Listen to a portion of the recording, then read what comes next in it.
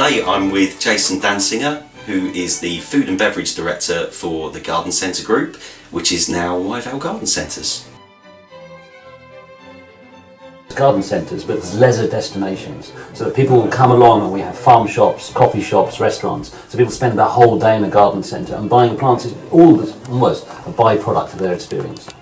I think the key element of coffee, it's an absolute driver in its simple terms, and then we see a phenomenal spin-off. So 70% of our customers who will come along and have coffee go out and buy something else in the garden centre itself. Secondly, it's almost an established part of our culture. So getting your morning coffee or getting an afternoon coffee is a normal part of the UK culture now. Start of our journey was the great advert of BBC Gardening Live. A fabulous way to start a relationship. It got our own teams involved, so that helped that relationship. Equally, there was over 100,000 people who came to that show, and 100,000 people who subscribed to the BBC Gardening Live magazine, of which we had great exposure, both Greencup and our own brand. I think it was the first time Kitchen Garden Live show had ever had a coffee shop. The first time they've ever done it, and I know the organisers were absolutely delighted with it. I think being there at the beginning, I think it was very exciting. The feedback from their consumers was really high. They loved not only the quality of the service, but just the fact of having a coffee shop there. Really brought it alive and gave people a time to stop, dwell and relax before carrying on the journey and seeing different exhibitions or seeing different stands. Specifically, what made you choose Greencup? Because it matches our own values and our own ethos in terms of the environment, so I think that's really key. Our customers are mostly those who, through market research, adore outside pursuits and are also falling in love with the garden. The joy of the garden is really key for them. So having that affinity to the garden has the same affinity to that whole essence of the environment. So therefore, the organic is really key.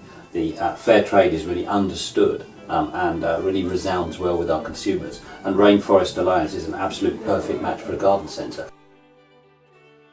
So taking the grounds of coffee away, recycling them into something useful. So a soil nourisher for a garden group is absolutely perfect. As you know, we've been looking at taking that coffee grounds and putting it onto tables, so that we can now create, so for our new coffee shops that we're opening later this year, we're using that format, that table base, to create tables for our customers. And what a fabulous story that the coffee they're drinking, the suds are actually on the table that they're using. That part of innovation is what stood you out, what stood Greencup out from any other of the competitors, because there are a number of companies that can do coffee, and there's a number of companies even who do very, very good training. But the additional elements and benefits and that wonderful wide focus in terms of what can be achieved is superb. Very special is that the quality of coffee is second to none.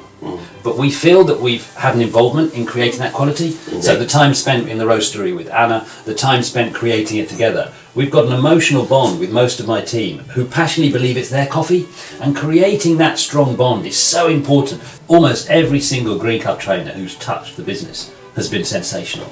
So I think in terms of winning people over, that's been really, really strong and really good, and higher than any other company that's worked with the garden centre before.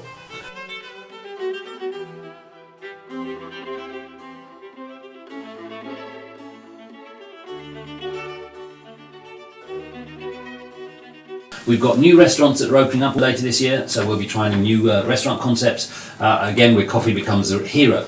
So the barista is really king, and I think that's really also very, very exciting. And we are looking at a number of future acquisitions, so individual garden centres, groups of garden centres, so we want to grow that way as well. For secondary offers in existing sites, so for a second coffee shop and a restaurant to exist in our larger sites, and we're trialling in some of our smaller sites a new coffee offer where there isn't anything at all. So in terms of growth, I think there's some really exciting potential over the next few years.